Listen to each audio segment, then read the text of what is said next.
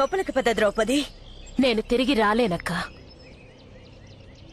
నన్ను నగరం నుండి బహిష్కరించారు. ద్రౌపది, నీవు లోనికి వచ్చి పితృదేవులకు క్షమాపణ చెప్పు. నాకు నమ్మకం ఉంది, వారు నిన్ను తప్పకుండా క్షమిస్తారని. రథం నుండి ఒకవేళ చక్రం తొలగిపోతే ఆ చక్రం రథం అని అనిపించుకోదు. కానీ రథం నుండి చక్రం తొలగిపోయిన తర్వాత కూడా రథం రథమనే చెప్పబడుతుంది.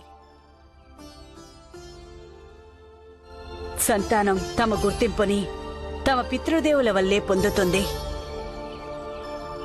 నువ్విలా అహంకారాన్ని మధ్యలోకి తీసుకురావద్దు ద్రౌపది. ఇది అహంకారం కాదక్క.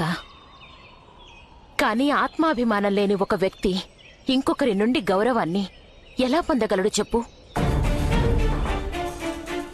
ఆ ఆత్మాభిమానం కోసమే ముందుగా నేను తెలుసుకోవలసినది ఏమిటంటే, ఈ జీవితంలో నా కర్తవ్యం ఏమిటి, నా శక్తి ఏమిటి అని.